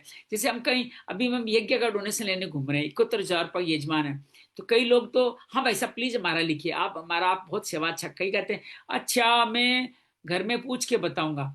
वो चाहते हैं बार बार आप आए, नहीं आएंगे तो नहीं देंगे, अपनी इच्छा से नहीं देंगे, और बार बार आप जाने के जाएंगे तो अनिच्छा पूर्वक भी दे सकते हैं, तो राजस्व होगा। इतने कुछ कम नहीं हो सकता क्या, मैं सेवा कर दूंगा, मैं धन नहीं दूंगा, भगवान ने खूब धन दिया है देने के लिए, हम जाते हैं उन्हीं के पास में बहुत धन है, लेकिन वो देते नहीं है। वो कहते हैं इतना काम दे चल जाए, फिर ज्यादा क्यों दे, ज्यादा देंगे तो कहाँ से लाएंगे, ज्यादा देने से लेने वाले का स्वभाव बिगड़ जाएगा, फिर मांगने आएंगे, आज मैंने डोनेशन दिया कल फिर मांगने आ जाएंगे, तो काम कैसे चलेगा, आप इतना तो देना ही पड़ रहा है आदि आदि। इस पर राजस मनुष्य दान तो थोड़ा सा देते हैं पर कसाकसी करके देते हैं। तदानम राजम सिमतम, उक्त प्रकार से दिया जाने वाला दान राजस का है। अब तामसिक दान का स्वरूप जिसे बचना है वो विस्तार से का है, वो समझिएगा। अदेश काले ये दानम अपात्रे बेच दिए थे, काल अपात्र दोनों आ गए यहाँ पे। असत्कृत अज्ञातम तत्तामसम उदारतम, जो दान बिना सत्कार के, असत्कृतम का मतलब बिना सत्कार, इज्जत ही नहीं करी देने वाले, ए ले जा चल, तथा अवज्ञा पूर्वक, अवज्ञा करते हुए, अदेश काले अयोग्य देश और काल में कुपात्र को दिया जाता है, वह तामस कहा जाता है। असत्कृतम अज्ञातम, तामस दान असत्कार अवज्ञा पूर्वक दिया जाता है। तामस मनुष्य पास कभी दान लेने ब्राह्मण आ जाए तो तिरस्कार उसको उलाना देगा, देखो पंडित जी जब हमारी माता का शरीर शांत था तब तो आप आए नहीं, परंतु क्या करें अब हमारे घर के गुरु से देना ही पड़ता है, ये कह के दिया जाता है। इतने में तो घर का दूसरा आदमी बोल पड़ता है, अरे तुम क्यों ब्राह्मणों की झंझट में पड़ते हो, किसी गरीब को दे दो। ये कई बार हम कहते हैं ना किसी गरीब को दे दो, इनको देने से क्या फायदा, ये तामसिक दान हो गया। जिसको कोई नहीं देता उसको देना चाहिए, वास्तव में वह दान है, वही दान है। ब्राह्मणों को तो कोई भी दे देगा पर बेचारे गरीब को कौन देगा। पंडित क्या आ गया, ये तो कुत्ता आ गया, टुकड़ा डाल दो नहीं तो भौंकेगा, आदि आदि। इस प्रकार शास्त्र विधि का ब्राह्मणों को तिरस्कार करने का ये दान तामस कहलाता है। अदेश काले ये दानम, मूर्खता के कारण तामस मनुष्य जो अपने मन की बातें ही जचती नहीं, जैसे दान करने के लिए देश काल की क्या, जब चाहे तब कर दिया। जब किसी विशेष देश और काल में पुण्य होगा तो यहाँ क्या, यहाँ पुण्य नहीं होगा, इसके अलावा अमुक समय आएगा, अमुक पर्व आएगा, इसकी क्या आवश्यकता, अपनी चीज खर्च करने चाहे कभी दो, आदि आदि। इसका तामस शास्त्र विधि का अनादर तिरस्कार करके दान देते हैं, क्योंकि वो हृदय में शास्त्र विधि का महत्व नहीं होता, रुपयों का महत्व होता है। अपात्रे भेष दिए चाहिए, ये बड़ा महत्वपूर्ण है। तामस दान अपात्र को दिया जाता है। तामस में से कई प्रकार तर्क वितर्क के पात्र का विचार नहीं करते। शास्त्रों में देश काल पात्र की बातें यूं ही लिखी है। कोई यहाँ दान लेगा तो क्या उसका पेट नहीं भरेगा, तृप्ति नहीं होगी। जब पात्र को देने से पुण्य होता है तो इनको देने से क्या पुण्य नहीं होगा, क्या ये आदमी नहीं है, क्या इनको देने से पाप लगेगा, अपनी जीविका चलाएंगे, अपना मतलब सिद्ध करेंगे, ब्राह्मण शास्त्रों में ऐसा लिख दिया, आदि आदि। तत्तामसम उदारतम, उपयुक्त पूरा से किया जाए दान तामस कहा जाता है। यहाँ दो शंकाएं व्यक्त की गई है, बड़ी सुंदर है। गीता में तामस कर्म का फल अधोगति बताया है, अधोगच्छन्ति तामसा, और रामचरितमानस में बताया किसी भी प्रकार के किया हुआ दान कल्याण करता है। दोनों विरुद्ध हो गए। अब क्या रामचरितमानस क्या कहता है, जैन केन विधि दीने दान करे कल्याण, जिस किसी विधि से भी दान दो कल्याण करने वाला है। ये दोनों में विरोध है। समाधान क्या है, तामस मनुष्य अधोगति में जाते हैं, वो कानून दान के विषय में लागू नहीं होता। तामस लोग जाते हैं, दान के विषय में कानून लगी होता। कारण धर्म के 4 चरण है। कौन कौन से चरण है, सत्य दया तपोदानम इति। 4 श्रीमद् भागवत में 12वें स्कंद में 4 चरण बताए, सत्य दया तप और दान। इस चारों चरणों में कलयुग में केवल एक ही चरण दान है।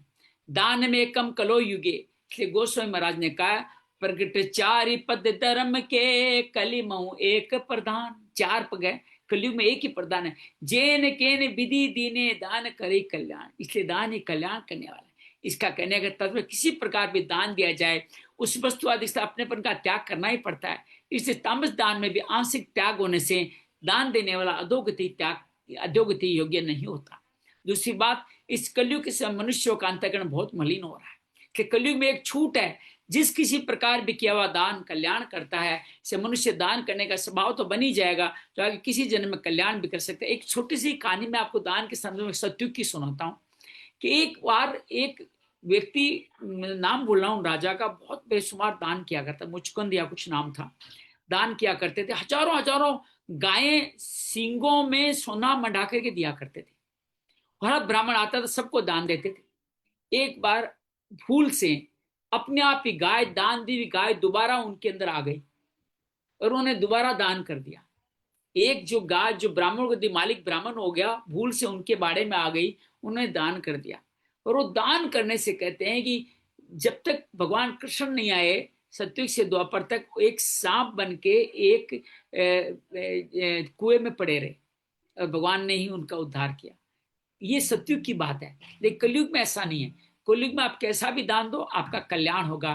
तो अगर ऐसा नहीं, दान की प्रक्रिया बंद हो जाएगी, दान से अवसर नहीं प्राप्त होगा। संत ने सरदया देयम इस श्रुति की व्याख्या पद करते हुए कहा, पहले पद का श्रद्धा से देना चाहिए, दूसरा पद का अर्थ अश्रद्धा से नहीं देना चाहिए।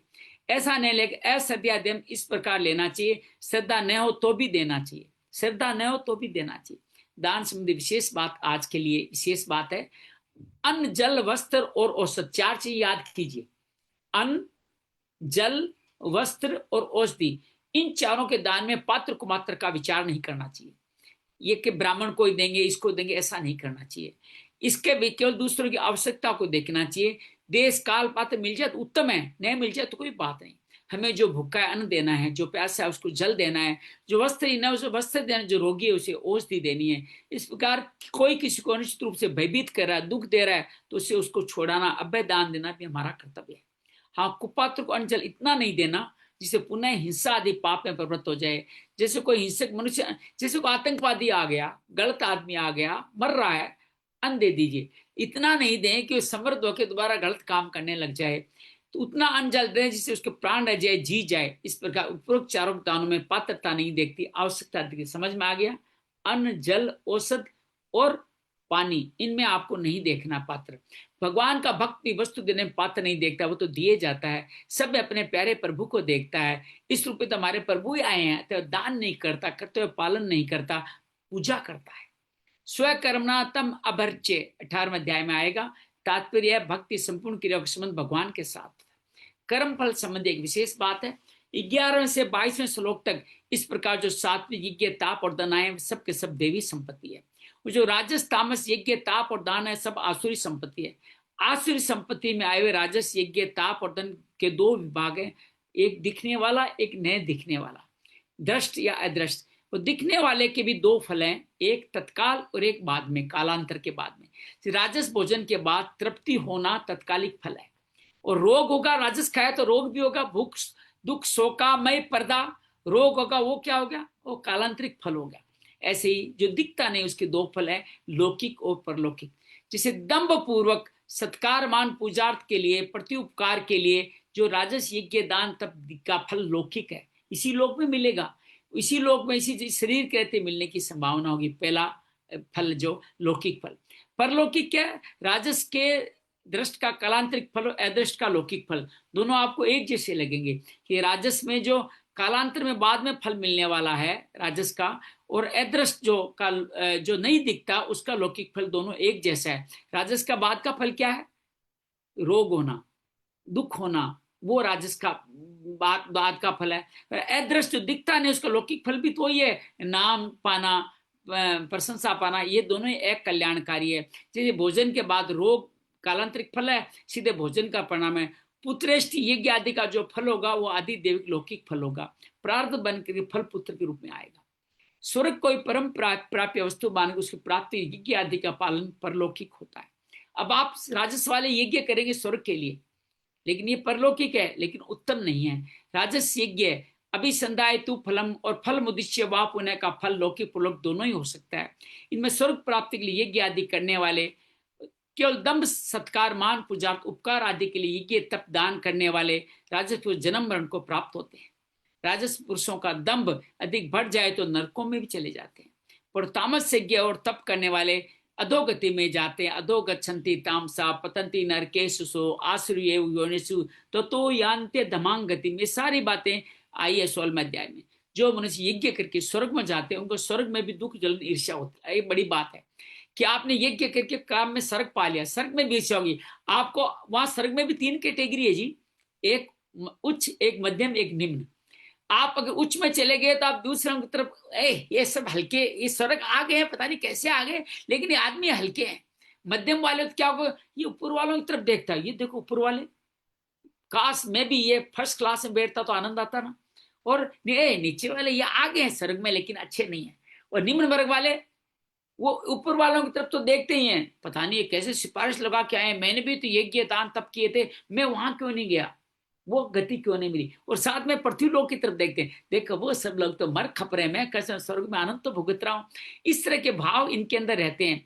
तो स्वर्ग में जो स्थिति है वह नित्य नहीं है, किसी भी श्रेणी वाला क्यों न हो, मध्यम आदि पुण्य क्षीण होने पर मृत्यु लोक में आना ही पड़ेगा। छिने पुण्य मृत्यु लोकों में विशुद्धि गीता का 9वां अध्याय कहता है, इसका भय उसको सदा बनाता है, उसकी हमारी जैसी हमारी रहेगी नहीं, एक दिन चली जाएगी। जैसे सतक्रतु इंदु को भी इंद्र को भी असुरों के अत्याचार से दुख होता है।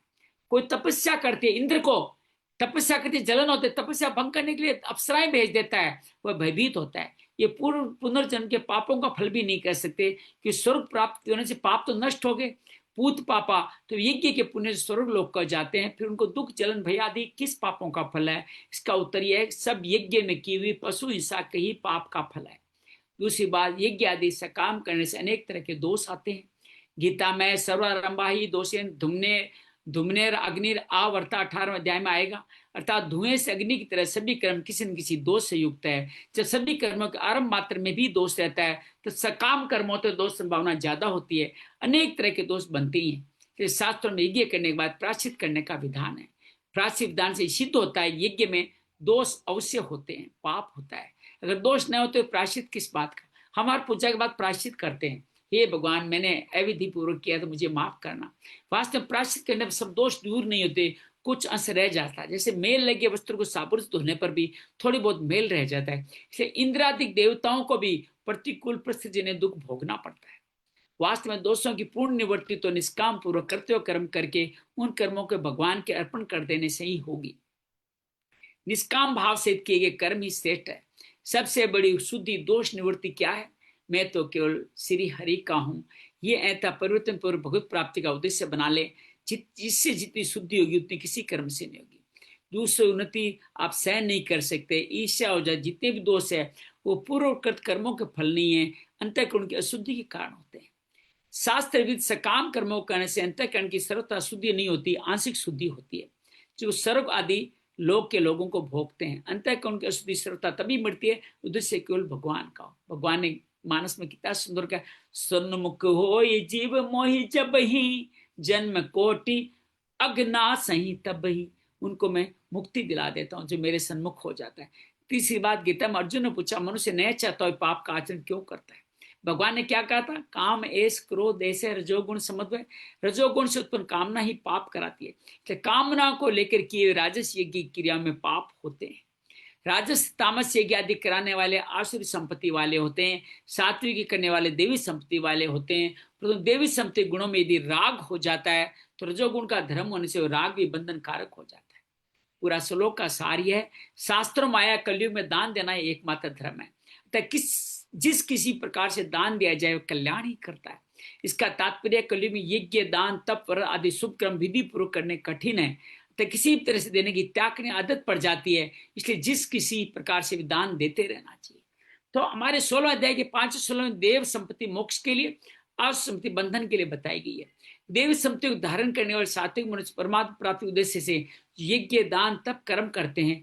उन कर्मों में होने वाली भाव विधि क्रिया कर्मों की पूर्ति के लिए क्या करना चाहिए, इसके लिए ओम तत्सत का कल से हम अध्ययन करेंगे। आज यहीं पे विराम लेते हैं। संक्रांति के इस दान के प्रकरण के साथ आप सब ने इस दान के प्रकरण को कैसे समझा है, सात्विक राजसी तमस कैसे समझा है, उसके बारे में आपकी जो भी भाव बताने का प्रयास करें। जी सरला। इसमें समझा है कि दान तो हमें देना चाहिए, दान देना भी कर्तव्य है, और दान जो ले उसको ही देना चाहिए।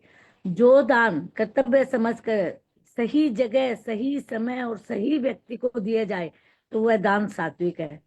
और दान हम बिना किसी फल की इच्छा के बिना देते हैं तो हमारा कल्याण होता है। और दान वही चीज देनी चाहिए जिस चीज की उसको जरूरत है या कमी है, जिसकी वही चीज दान देनी चाहिए। ये सब है सात्विक दान।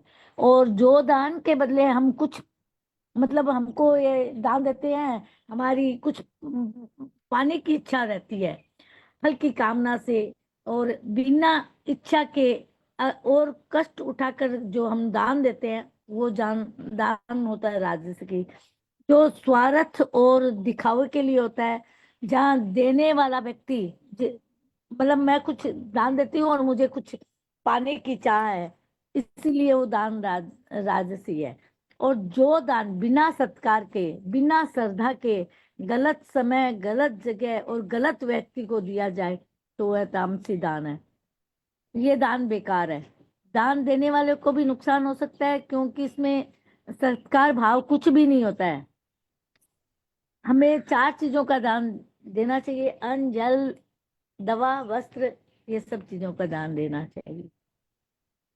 और साथ में भी कहा, इन चीजों का दान करते समय आप पात्र कुपात्र न भी देखें, जिसको जरूरत है हाँ, उसको दे, तो कोई बुराई नहीं। कलयुग में दान देना कल्याणकारी है, ऐसा हाँ, कल्याण। ग्रंथों में लिखा गया। इसी से कल्याण होगा, इसलिए दान। लेकिन दान सबसे अच्छा क्या है? भगवान की, जैसे रहीम जी देते थे, आंख नांगने नीची करके, देने वाला कोई और है और मेरे को सब हाँ, मिल रहा है, इस पता नहीं कि किसको दे रहे हैं हम। हाँ, तो ये भाव से दान करें। या सामने वालों को ईश्वर समझ के, मैं तो भगवान को ही दान दे रहा हूँ, भगवान की चीज, भगवान की पूजा में अर्पित कर रहा हूँ। लेने ये वाले को बात सही आप प्यार से नहीं, उसको ये श्रद्धा बात से सही भगवान कही माने। आपने कि हम दान उसको भी देते हैं जो हमारे यहाँ काम करता है, जो किराया। ये बात सही कही आपने, हम लोग देते हैं, ऐसे करते भी है। ये प्रति उपकार की बात होगी। देखो, इसको दान दूंगा, मेरा सम्मान करेगा, मेरा काम अच्छा करेगा, पंडित जी अच्छा काम करेंगे, तो उपकार की भावना से किया गया दान सात्विक दान नहीं। अनु उपकारिणे, ये शब्द बहुत महत्वपूर्ण है। जिससे न कभी उपकार मिला है, न अभी उपकार करता है, न आगे कभी उपकार करेगा, वो अनुपकारिणी भाव है। ये भाव बहुत उपकार का भाव रख लिया, स्वर्ग आदि की कामना कर ली, नाम की कामना कर ली, मेरा नाम होगा। कल मैं, हमारे मंदिर में एक बहुत अच्छे दान देता है, भगवान उनको बहुत समृद्धि दे। हालांकि वस्त्र का ही दान कर रहे हैं, जो देना जायज है, लेकिन वो दान के लिए जो पर्ची बनाते हैं उसके ऊपर भी उल्लेख होता है। तात्पर्य ये है कि कहीं न कहीं उनको स्वर्ग तो मिलेगा, अच्छे लोग मिलेंगे, लेकिन वहां भी मध्यम अध्यम अति का उनका श्रेय चलता रहेगा। पुनर्जन्म तो होना तय है, दान होने के बावजूद भी। लेकिन दान देना अच्छा है। ये 4 जो मार्ग धर्म के बताए थे, यज्ञ, तप, दान, सत्य, इनमें से अब क्या बचा है? सिर्फ कलयुग में दान ही बचा है। तो दान करते रहना चाहिए। और तीसरे अध्याय में तो आया ना कि हमें ये भगवान ने साधन दिए हैं, उनका उनका धन हमारे पास पड़ा है, तो उनका उनको देने में हमारा क्या जाता है? हम तो मुक्त हो गए ना, हम मुक्त हो गए, उनका धन उनको दे दिया और आंखें नीची करके भगवान को कहा, भगवान तूने मैंने दिया, मैंने तेरा काम कर दिया है। बस इतना सा कह दीजिए तो बहुत शुद्धता आ जाएगी। गुरुदेव जी, अंजलि, आपकी कुछ कहना चाहेंगे इस दान के बारे में?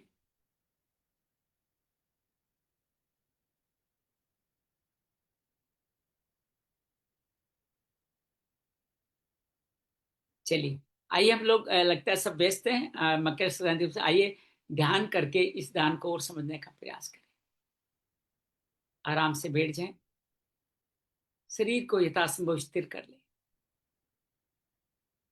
मुस्कान स्थापित कर लें, प्राण शक्ति के रूप में भगवान का दर्शन करें। जो क्षेत्रज्ञ है, जो पुरुष के रूप में, पुरुषोत्तम के रूप में हमारे जीवन में है, हमारे पास जो भी साधन मिले हैं वो भगवान के हम पे विश्वास स्वरूप मिले हैं। भगवान हमें कोठारी बना रहे हैं, हमें खजांची बना रहे हैं, हमारे पे एतबार कर रहे हैं। इसलिए भगवान अन्य लोग जो उसको संभाल नहीं पाते, उनका हिस्से का धन हमें सौंपते हैं, अर्थात हमें धन धान्य से पोषित करते हैं। ये भगवान का हमारे पे विश्वास मात्र है, ये धन हमारा नहीं है। जैसे किसी बैंक में आप धन जमा करें तो धन आपका होता है, लॉकर का पैसा आपका होता है, बैंक वाला उसको इस्तेमाल नहीं करता। ठीक उसी तरह से भगवान ने आपके लॉकर में जो धन संपत्ति दी है वो भगवान के द्वारा किसी और का धन आपके यहाँ रखा गया है। जब भी समय मिले, हमें उस व्यक्ति का पता नहीं, अनुपकारिणी अर्थात न कभी उपकार मिला है, न कर रहा है, न मिलेगा, लेकिन उसका पैसा उस तक पहुंचाना हमारा कर्तव्य है। उपकार के भाव से देश काल पात्र को ध्यान में रखते हुए करें तो बहुत उत्तम, बिना फल की इच्छा से किया हुआ दान सात्विक होता है। बस ईश्वर को समर्पित कर रहा हूं, ईश्वर को दे रहा हूं। देश देख सकते हैं कि किसी पवित्र प्रदेश में दे रहे हैं, पवित्र दिन देख सकते हैं, और पात्र है तो उसको दें तो सात्विक दान है। लेकिन भगवान आगे स्पष्ट करते हैं कि कलयुग में दान सर्वश्रेष्ठ एकमात्र करने योग्य कार्य है। इसमें पात्र न भी देखे, विशेष तौर से अन्न, जल, वस्त्र, औषधि, लेकिन नगद रुपयों के बारे में ये नियम लागू नहीं होता। अर्थात उस दान का दुरुपयोग भी हो सकता है। उसका फल अगर उसको गलत मिलेगा तो उसका आपको भी लगेगा। जैसे आपने किसी को ऐसा अन्न दान किया, उस दान से उसको रोग हो गया, तो वो रोग आपके भी, उसका फल आपको भी मिलने वाला है। आपका दान दिया हुआ उसका कल्याण करे, ये भाव भी होना चाहिए। अगर आपका दान उसका एक कल्याण करता है तो वो आपके दोषी होंगे। इसलिए यहाँ कहा गया कि जो हिंसात्मक व्यक्ति है उनको जीवन जीने के लिए तो दे दो, लेकिन उसको समृद्ध होने के लिए मत दो, ताकि दूसरों का कल्याण करे। राजसिक दान प्रति उपकार की इच्छा से और फल की इच्छा से, जो देश काल पात्र को ध्यान में रखे दिया जाता है, लेकिन प्रति उपकार आ गया, अर्थात इसको देऊंगा तो ये मिलेगा, या इस लोक में या परलोक में मुझे स्वर्ग मिलेगा, ऐसे भाव से किया गया दान राजसिक दान कहा जाता है। स्वर्ग आदि मिलेंगे, इसमें कोई तय नहीं है, इसमें कोई संशय नहीं है। कैसा मिलेगा, उसमें भी पाप कर्म रह सकते हैं, उसमें भी चिंतन रह सकते हैं, क्षीण होने पे वापस पृथ्वी लोक पे भी आना पड़ेगा। जैसे सात्विक भोजन करने के बाद में आपको तत्काल तृप्ति होती है और बाद में राजसिक भोजन करने के बाद में रोग होते हैं, उसी तरह से राजसिक दान देने पे तत्काल तो आपको लगेगा नाम मिला है, लोग प्रशंसा कर रहे हैं, लेकिन परलौकिक रूप से वो शून्य होगा। आपको वहां जाके आपकी परम गति की तरफ यात्रा में कोई प्रगति नहीं होगी। स्वर्ग आदि मिलेगा, लेकिन वो भी वापस पृथ्वी लोक पे ही आने वाला है। तामस वाला व्यक्ति मूढ़ता से, बिन फल की इच्छा से, दुत्कार करके अपात्र को दान देता है, और इस तरह से अपने दान का फल तो चाहता ही है, और साथ में निकृष्ट व्यक्तियों को दान दे करके पृथ्वी पे असंतुलन भी बढ़ाता है। ये मूढ़ता नरकों तक ले जाने का कारण भी ये दान बन सकता है। लेकिन भगवान बाद में स्पष्ट करते हैं कि दान कैसा भी हो कल्याणकारी है। हमें अपनी वस्तुओं का त्याग करना ही ध्यान है। अपनी वस्तुओं का त्याग करना, भगवान क्या का कर्म फल त्यागस त्यागा शांति अनंतरम, त्याग आपको तुरंत शांति को प्रदान करता है। 18वें अध्याय में त्याग के तीनों स्वरूप भी हम देखने वाले हैं कि किन चीजों का त्याग करना चाहिए, किन चीजों का त्याग नहीं करना चाहिए। तो वहां पे बार बार है यज्ञ दान तप का त्याग नहीं करना चाहिए। इसलिए हमें दान का त्याग, तो दान करने में वस्तुओं का त्याग करना चाहिए, दान का त्याग नहीं करना चाहिए। दान हमारे जीवन का परंपरा का हिस्सा है।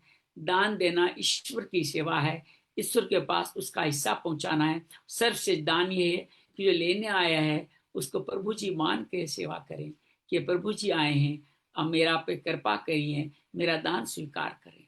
और ये सच्चाई भी यही है। आप दान देने निकलो, कोई लेने वाला न हो तो किसको दान दोगे? भगवान स्वीकार करेंगे तभी तो आपका दान संपन्न होगा। मकर संक्रांति के अवसर भगवान सूर्य की ओर देखते अपने सात्विक विचारों का दान दें। एक सर्वश्रेष्ठ दान ये भी है, जैसे हम गीता क्लास पढ़ रहे हैं, इस गीता कक्षा में ज्यादा लोगों को बुलाएं कि ये ज्ञान अक्षय है, उनका अगर कल्याण होगा तो परलोक में जाएंगे, तो उसका परलोक में जाएंगे तो उसमें आप भी उसके हेतु बन जाएंगे। लेकिन आप वस्त्र आदि देंगे, कोई वस्त्र को बेच देगा। धार्मिक स्थलों पर देखते हैं कि वस्त्र इकट्ठा करके विक्रय होकर के वापस दोबारा वो आपके द्वारा ही दान देने में आ जाते हैं। तो आप इसलिए पात्र को देखना आवश्यक है। खाली धार्मिक स्थलों पर जाके दान देना पर्याप्त नहीं है। कोई रुपया वापस लौट करके वापस दान में आता है, व्यवसाय बन जाता है, भिक्षावृत्ति बढ़े, ऐसा ध्यान नहीं देना चाहिए। दिल्ली के हर चौराहे पे आज के दिन भिक्षावृत्ति व्यवसाय के रूप में फैल रही है। हाईवे पे जाए तो कितने लोग के भिक्षा मांगते हैं, सब समृद्ध लोग हैं, उन्होंने व्यवसाय बना लिया है। हमें ये भी देखना है कि दान हमारा भिक्षावृत्ति को न बढ़ावा दे। आप तीर्थ प्रदेशों में जाके भी दान देते समय देखें, तीर्थों में क्यों इतने ज्यादा भिक्षार्थी आते हैं। उनको लगता है ये अनुकूल मौसम है, यहाँ पे दान खूब मिलेगा, महंगा दान मिलेगा, इसलिए वहां पे दान देते समय सावधानी रखनी आवश्यक है। आप वहां से कोई वस्तु क्रय करते हैं तो पूरा दान में दी हुई वस्तु भी हो सकती है, जो आपके लिए अकल्याणकारी भी हो सकती है। तो देश काल का ध्यान रखते हुए दान करना सात्विक दान है, इसमें कोई दो राय नहीं है। लेकिन अन्न, वस्त्र, औषधि, जल का दान किसी को भी किसी जगह दिया जा सकता है। दान के इसी भाव को अपने जीवन में स्थापित करते हुए मकर संक्रांति के दिन भगवान सूर्य से प्रेरणा लें, जो हम सबको तेज प्रकाश रोशनी का दान देते ही रहते हैं। ऐसे ही हम सब भी सूर्य की तरह दानवान बने, जो सूर्य को भगवान का अंश दिव्य ज्योति मिला वो बांट रहे हैं। हमें जो कुछ मिला है भगवान का अंश मिला, उसको हम भी बांटते रहे। इसी भाव के साथ आइए सटतिला एकादशी में विश्राम करते हैं, मकर संक्रांति में भगवान के श्री चरणों में विश्राम करते हैं। हमें उचित दान देने के लिए पात्र, सामग्री और साधन प्रदान करें और इच्छा भाव प्रदान करें, ऐसा भगवान से प्रार्थना करते हैं। तथास्तु। जय माँ भगवत गीते, जय जय माँ भगवत गीते। हरिय कमल विहारिणी, हरिय कमल विहारिणी, सुंदर सुपुनीते। जय जय माँ भगवत गीते। दया सुधा बरसावनी, मातु कृपा कीजिए, मातु कृपा कीजिए। हरिपद प्रेम दान कर, हरिपद प्रेम दान कर, अपनों कर लीजिए। जय जय माँ भगवत गीते। योगेशम सचिदानंदम वासुदेव व्रज प्रियम, धर्म संस्थापकम वीरं, कृष्ण वंदे जगद्गुरु, श्री कृष्ण वंदे जगद्गुरु। शांति शांति शांति। आप सबका कल्याण हो, मंगल हो। सठ तिला में 6 तरह से तिल का उपयोग कर सकते हैं। भोजन में करें, दान में करें, दीपक में करें, स्नान में करें, तिल के तेल के शरीर पे स्पर्श करने से करें। हर तरह से एकादशी आज का शुभ दिन का संयोग आप सबके लिए पवित्र हो, सुखमय हो, ऐसी सबके लिए मंगल कामना है। सबका मंगल हो, सबका कल्याण हो। और देखो भैया जी, जी के साथ कौन कौन बैठ के नमस्कार करें। जी अंजलि भैया जी। जी, हाँ, एक चीज पूछनी थी। अभी जैसे जब दान का समय आता है या किसी इस पर दान दिया जाए, जैसे आज मकर संक्रांति है, तो हमें ना, और या ऐसे बीच बीच में आता रहता है कि ना आज ये चीज है तो इस पर दान करो, आज ये है उस पर दान करो, तो हमें ना सही पात्र ही नहीं मिल पाता, तो बहुत दिक्कत होती है। फिर इसीलिए हमें ना मंदिर में देना पड़ता है, क्योंकि यहाँ बम्बई में ना सही पात्र मिलना बहुत मुश्किल है। या तो फिर वो सड़कों पर ये जो भिक्षा मांगते हैं, तो अब इनका भी ना गैंग होता है पूरा, बिल्कुल। भिक्षा मांगने वालों का, है ना? तो वो भी हमें सही नहीं लगते, लेकिन फिर देख करके ना दे देते हैं। लेकिन सबसे अच्छा हम जो करते हैं, मतलब अभी अपने मुंह से तो क्या बोलूं, जैसे किसी को ना अपने बच्चे की पढ़ाई के लिए कुछ मदद चाहिए, तो उसको हम पैसे दे देते हैं। जैसे हॉस्पिटल में हमारा कोई वर्कर है, उसका ना कोई बीमारी चल रही है, उसके लिए पैसे चाहिए, तो वो हम दे देते हैं। तो इस तरह से ना टाइम टू आपने खुद टाइम। ही जवाब दे दिया कि पात्र ढूंढो तो मिल जाते हैं, पात्र ढूंढो तो मिल जाते हैं। हाँ, थोड़ा नहीं, विवेक ध्यान करना है कि आपके दिए हुए दान का दुरुपयोग नहीं हो। उस जिसको दान दे रहे हो उसके जीवन में क्या असर पड़ रहा है। अगर वो व्यवसाय समझ के कर रहा है, मैंने ऐसे ऐसे कई व्यापारियों के बारे में सुना है जो दिन में भीख मांगते हैं, रात को बड़े बड़े बंगलों में रहते हैं, आराम करते हैं, उनका व्यवसाय है, तो उनको दान देने का कोई तुक। धीरे धीरे आपको पात्र मिलते चले जाएंगे।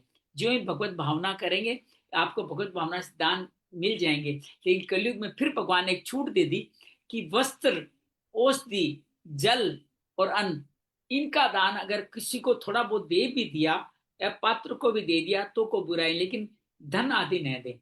और तीर्थ क्षेत्रों में जाकर के एक बात का ध्यान रखें, वहां पूर्ण रूप से पूरे बड़े गैंग रहते हैं, वो आपके दिए गए दान कोई दोबारा बेच आते हैं, उन्हीं दुकानदारों से आप वहीं से खरीदते हो, तो वो दान दूषित है, सामग्री दूषित है, तो दान कैसे दोगे? तो थोड़ा बहुत ये रहे, स्वर्ग की कामना भी इसके अंदर महत्वपूर्ण नहीं है दान देने में। ये भी आज हमने समझ लिया, देख लिया। इन बातों को समझ करके धीरे धीरे पात्र मिलेंगे। नहीं तो आपने जैसे कहा शिक्षा का दान किया आपने, जैसे आप ये गीता का किसी को पाठ पढ़ा रहे हैं, गीता पढ़ रहे हैं, तो ये भी आपका दान है और सात्विक दान है। गीता के संदेशों में किसी को लेके आते हैं, किसी का कल्याण होता है, तो आपके द्वारा किया गया कल्याण ही तो माना जाएगा। आप जैसे कोई ध्यान की क्लास का किसी का फॉर्म भर देते हैं कि जी मैंने आपका रजिस्ट्रेशन कर दिया, आप चले जाओ, तो उसके लिए वो ज्ञान बड़ा शुद्ध होगा, अच्छे लोगों को दिया जा सकता है। जैसे हम लोग मर्म चिकित्सा सिखाते हैं किसी को, का भी मैंने आपका सर आपको मकर संक्रांति का उपहार मैंने आज का रजिस्ट्रेशन कर, कुछ बोलने की दरकार नहीं है, आप कृपया प्लीज इसमें चले जाना। तो ऐसा तरह का दान भी, आपके द्वारा दिया गया दान भी बहुत महत्वपूर्ण है। और जैसे गुरुद्वारों में देखते हैं लोग जाके चप्पल सेवा करते हैं, भोजन बांटते हैं, लंगर बनाते हैं, करते हैं, तो ऐसा शारीरिक जो शरीर का जो तप है वो भी एक तरह से दान ही गिना जाता है। शरीर का तप इस तरह से करना भी दान है। बस फल की इच्छा, कर्तव्य मात्र हो, ये भाव बने, झिड़क करके न दें, किलस करके मत दें, उपकार की दृष्टि से न दें। बाकी बहुत सारी जगह पात्र मिल जाएंगे, बहुत सारी जगह नहीं मिलेंगे, वहां आप अन्न का, वस्त्र का, इनका दान कीजिएगा, उसका दुरुपयोग नहीं हो, इसका भाव रखिएगा। बाकी तो जैसा कलयुग है, छुट्टियां दे रखी है हमारे को, कुछ छुट्टियां अपने स्वयं आ जाते हैं, वो भी ईश्वर ने भेज दिया उन्हें, स्वयं आ जाते हैं, वो वैसे मिल जाते हैं, लेकिन ढूंढने से कभी देने का ये हो, कोई पर्व है, कोई एकादशी है, मुझे या लगता है जरूरत ही नहीं है। देखो पर्व के ऊपर देते हैं तो इसका मतलब हमारे में कुछ फल का भाव आ गया, आप समझिए कि इस पर्व एक्चुअली पर देंगे तो हमारा कल्याण होगा, हमें स्वर्ग मिलेगा, तो फल का भाव आ गया। तो पर्व क्यों? देखो जिस दिन आप दान दो वो दिन पर्व नहीं हो जाएगा क्या? वो पर्व हो जाएगा। हो जाएगा क्या? वो अपवित्र कैसे रहेगा? आपने कल्याण कराया तो वो तो उत्सव मिल जाए, अच्छी बात है, लेकिन दिन के साथ काल और पात्र मिलना भी बहुत महत्वपूर्ण है। तो ये चीजें थोड़ी महत्वपूर्ण है। तो कलयुग का दान थोड़ा सा इतना संशय नहीं करें, बस इन 4 चीजों का दान दे दें। धीरे धीरे समय आपके सामने बहुत सारे अवसर लाने वाला है। आप एक बार भाव पाइए कि मुझे ने वो विसर्जित करनी है, पात्र पहुंचा देंगे। जी चलिए, बहुत बहुत धन्यवाद गुरुदीप जी, बहुत बहुत आभार सभी का, बहुत बहुत कृपा हो, मंगल हो, मकर संक्रांति बहुत सारी बधाई। कल फिर मिलेंगे, फिर ओम तत्सत का विशेष भाव कल करने वाले हैं।